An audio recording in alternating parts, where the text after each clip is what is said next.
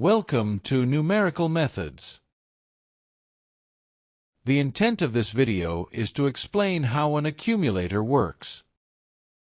This is a pseudocode of a simple accumulator, constructed using a for loop. An accumulating loop is an indispensable part of all programming languages. The variables in this code are s and k.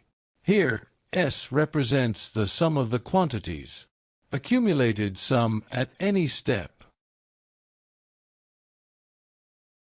This accumulator corresponds to the sum of integers from 1 to 5.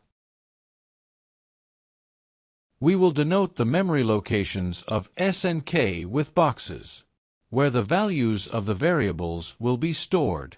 The variables have initial values of 0.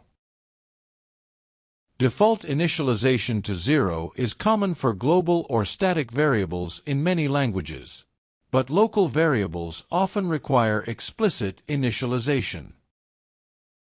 For how initializations are carried out in computer programming language you are using, always consult the documentation for the specific programming language you're using to understand its initialization rules.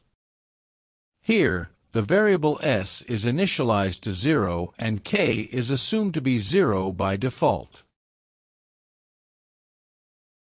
The next line is the declaration statement of the for loop construct, which starts with k equals 1. Here, k is called the loop variable, or loop counter, or loop index, or simply loop iterator. The memory location of k is replaced with 1. At each iteration, before executing the loop statements, a condition is evaluated to check whether the end of the loop has been reached. The loop continues as long as this condition is true. That is, the condition reads, as long as k is less than or equal to 5. The right-hand side of the executable statement, s plus k, is evaluated first. 0 plus 1 gives 1. Next, the value of the right-hand side is assigned to the left-hand side. That is, the memory value of s is overwritten and updated to 1. The loop is continued from the top by incrementing the loop variable by 1.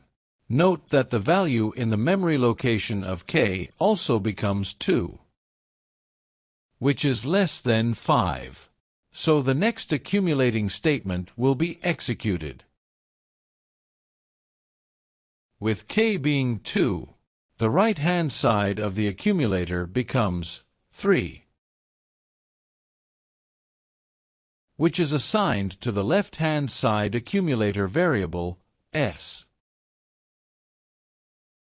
The value of the accumulator variable, s, at memory location becomes 3. As it goes to the top of the loop, and starts over with the loop variable of k equals 3. Note that the value of k in the box, its allocated value, becomes 3. And the iterator is tested to see if it less than or equal to 5. Since k is less than 5, the right-hand side of the accumulating statement is evaluated, using the memory values of s and k, which yields 3 plus 3. The right-hand side value of 6 is assigned to the accumulator variable, s. In the meantime, the memory value of s is updated. The loop variable is increment, which starts over from the top with k as 4.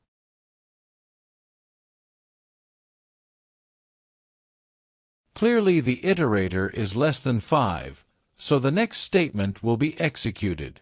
The allocated memory values of s and k on the right-hand side are 6 and 4. The right-hand side results in 10, which is assigned to the accumulator variable s on the left-hand side.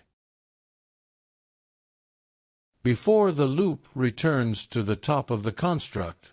The value of k is increment to 5, and likewise its memory value is updated. Since k equals 5 satisfies the condition of less than and equal to 5, the accumulation statement will be executed for the last time. Pay attention to the boxes representing the memory locations. The most current values of the variables s and k are 10 and 5. The summed value, 15, is set to the accumulator variable s on the left-hand side.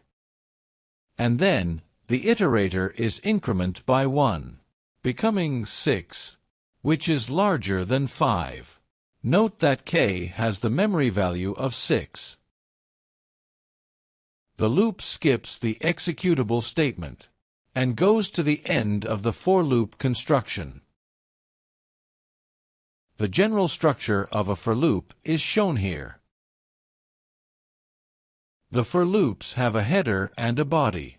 The header includes the loop variable, or iterator. Also, the header defines the start, stop, and increment of the iterator. And the body contains the block of statements that is executed once per iteration. In the given syntax, I is the loop index, or loop variable, or iterator. I1 is the initial value. I2 is the final value.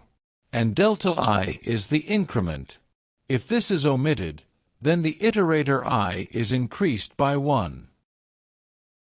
The initial step is executed first, and only once.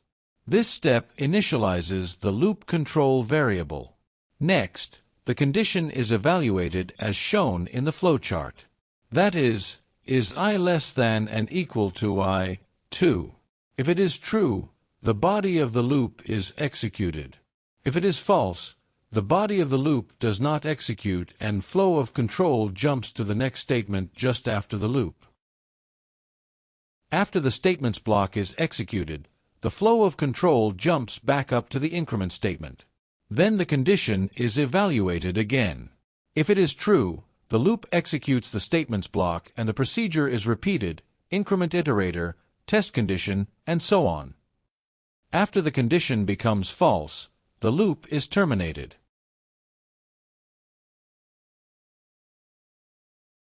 A finite series sum can be evaluated using a for loop accumulator. The accumulator loop from I1 to I2 for an arbitrary general term an is coded as follows. The mathematical expression is shown as follows. Here, an is a function of n. Bye for now. See you next time with another topic.